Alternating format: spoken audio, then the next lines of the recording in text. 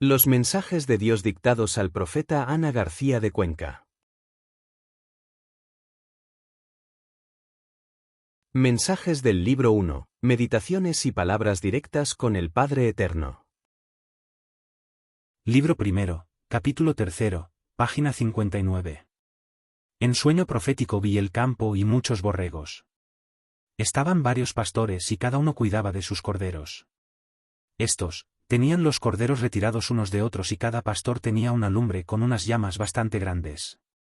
Dijo uno con buena voz: ¿Nos juntamos y celebramos la venida del Salvador? Y fue recogiendo pastores dejando las lumbres solas hasta llegar a la suya y allí se pararon todos. Hicieron un corro grande y ya que todos contentos, empezaron a cantar, que de allí te ibas al cielo. Hoy estamos de fiesta los pastores de Belén. Hoy estamos de fiesta los pastores de Belén. Inclinemos las rodillas y le besemos sus pies. Hoy estamos de fiesta los pastores de Belén. Si necesitas abrigo tuyo mi rebaño es. Hoy estamos de fiesta los pastores de Belén. Lástima que tanto frío te ponga fríos tus pies. Hoy estamos de fiesta los pastores de Belén. Desperté, y de momento, dije: Señor, qué coraje haberme despertado. Hoy. Estos pastores adoraban antes de ser nacido el Rey de Reyes. Ya puestos en su presencia, se ofrecieron a María y abrazaban a José. Y les llevaban de todo para comer. Y se oía el vocerío del bendita sea María, y bendito sea José. Y puso en silencio al mundo aquella madre, virgen y mujer. Libro primero, capítulo 3, página 60. En sueño profético, decían: hay quien celebra la Navidad porque esta fecha le trae grandes acontecimientos o grandes placeres materiales, olvidando que es Navidad y no sabiendo el porqué de la venida de Dios hombre. Hay quien habla de Dios, de Navidad a Navidad. Dijo una mujer: lástima que todos no sientan a este niño que es Dios. Yo lo vi en su nacimiento, por cierto que iba yo a coger un haz de leña, cuando un cordón de gentío iban en busca de Dios. Pregunté: ¿qué le lleváis? ¿Qué podré llevarle yo? Unos enseñaban alforjas que habían metido de todo. Otros ordenaron cabras, vacas y la leche le llevaban. Hubo quien gastó cuartos y buenas cargas llevaban. Y abandonaban la hacienda y del dueño no importaba. Y volvían al día siguiente, sin temor que los echaran. Todo esto es Navidad, noche de paz y de calma. Noche que vives y vives, en lo más hondo de tu alma. Y si haces un pensar, y este pensar es para Dios, Él te dirá día por día, que ha venido por amor.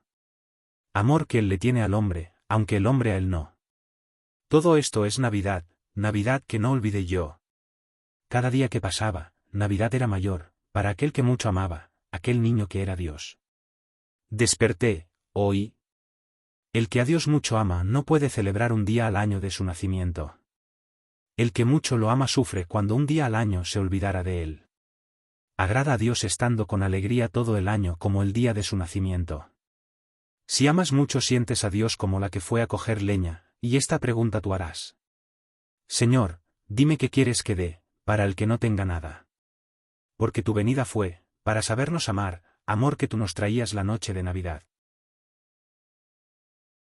Libro primero, capítulo 3, página 62. Me desperté, serían las 4 de la madrugada y no podía dormirme, y recé un rosario pasando las cuentas, y en cada cuenta decía: quiero a Dios Padre, quiero a Dios Hijo, y quiero al Espíritu Santo por toda la eternidad. Cuando terminé dije: voy a rezar una salve a la Virgen, pero es tan larga y estoy tan cansada. Desperté, oí.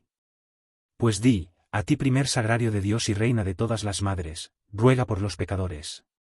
Esto es tuyo, como Pablo tiene las suyas. Oí. Si estudiaran el extracto que tienes hecho de la salve, bastaba para que todo lo aceptaran. Esta alabanza a la madre, que por tener hijo fue madre, y por ser Dios no fue hijo. Estas palabras con esta divina teología ves en ellas la gloria de Dios. A ti primer sagrario de Dios y reina de todas las madres, ruega por los pecadores. Sagrario de Dios. Solo esta palabra un escritor hacía un libro. El segundo libro lo haría con esta otra palabra: y reina de todas las madres, pues Dios no intervino como Dios en sus sufrimientos. Y abrazó al Hijo alabando al Padre. Esta es reina de todas las madres. Para el Hijo fue sagrario, para el mundo fue madre, y la sierva de Dios Padre. Libro primero, capítulo 3, página 63. En este sueño profético hablaban del extracto de la salve. Decían: estas frases emborrachan al gran literato y el poeta se descubre como siervo a su señor y el teólogo coge apuntes de frases que nunca vio. Escribe frase por frase para que estas frases sean besadas por el humilde y ante ellas se cuadre el intelectual. Desperté, oí. Para el Hijo fue sagrario. Este sagrario era el vientre inmaculado que el Padre eligió. Para el mundo fue madre porque concibió. Pero Hijo no podía ser puesto que era obra del Espíritu Santo. Este era Dios hecho carne sin intervención de materia ni de pensamiento. Era el mismo Dios Padre hecho hombre a la vista del hombre. Este era hombre con la divinidad del Padre. Que luego más tarde esta divinidad volvería al Padre de donde fue mandado. Este es Dios Hijo y Dios Padre. Que por ser Dios no fue Hijo. Libro primero, capítulo 3, página 64. Yo tengo costumbre de decir a la Virgen: no te enfades, pero me tira más tu Hijo que tú, no te enfades. Hoy. El amor a Él, es la alabanza a mí. Dicho está por el Padre: este es mi Hijo amado, y en Él tengo mi complacencia. Amarás a Dios antes que a todas las cosas. María la sierva de Dios. Libro primero, capítulo 3, página 65. En este sueño profético decían: ella llamaba a Dios Hijo pero rogaba a la Madre que viera bien la preferencia hacia el Hijo. Los rosarios a la Madre hacían más frecuentes las comunicaciones del Hijo. Ella sentía predilección por Dios y esto alababa a la Madre. Su confianza en el Hijo le hacía apartar todo espíritu que adorara a Dios. Dios le mandaba luz del directa, Dios mandaría su espíritu a su carne cuando tuviera que comunicarse al hombre. Esta comunicación solo la sabría el Padre, y el Hijo se comunicaría con el Espíritu del Padre. Lo que el Padre hace no lo saben ni los espíritus de su gloria. Los espíritus de su gloria saben cuando Dios los manda con el mismo Espíritu de Dios y con las palabras de Dios, pero siendo reconocidos por lo que fueron cuando vivieron con materia. Esto es Dios actuando en los espíritus que viven con Dios.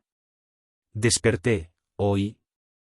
Esta comunicación confirmará que al amar mucho a Dios tienes que querer a la Virgen. Dios no puede comunicarse donde tengan desprecio a la Madre. Y si prefieres al Hijo, alabas a la Madre. El Padre mandó al Hijo para que lo amaran y amando a Él, todo sería amado. Él sería la cúspide del amor de Dios Padre. Luego ya amarías a todo lo que viniera de Dios. Si dices amo a Dios, no digas más nombres, porque en Dios está la gloria. Y mayor gloria no hay. Libro primero, capítulo 3, página 66. Pensando yo que uno me dijo que la religión protestante variaba en que no creían que la Virgen fue virgen. Oí. La Virgen tenía que ser virgen, puesto que no intervino la materia. La intervención de Dios es más fuerte, cuando actúa sin materia. Libro primero, capítulo 3, página 66. En este sueño profético hablaban de la Virgen. Decía Juan: ella fue limpia de pecado, no solo por ella, el hombre no pudo mancharla ni de pensamiento. Dios Padre tenía reservada esta materia para que Dios se hiciera hombre. Dios Hijo tuvo que aparecer como un hombre ante la vista del hombre, que luego vería el hombre era el mismo Dios hecho carne, que esto lo vería todo hombre, pero más pronto lo vería el que antes había amado a Dios y por boca de los profetas sabían su venida y ya lo esperaban. Más tarde no haría falta profetas para decir que era Dios, esto el mismo con presencia y hechos verían a Dios, pero hombre. En el templo fue el primer asombro en sabiduría. Desperté, oí. En prodigios, fue escándalo. Y al mando de sus palabras los demonios sacudía de los espíritus que él quería salvarlos. Estos espíritus eran cogidos como prueba de su poder. Luego, él enseñaría cómo vivir para entrar en su gloria. Y una vez enseñados los dejaría en libertad, para decir yo soy el Hijo del Hombre. Los dejaría en libertad hasta el extremo de destrozarle su materia. dándole fin unos clavos y un madero.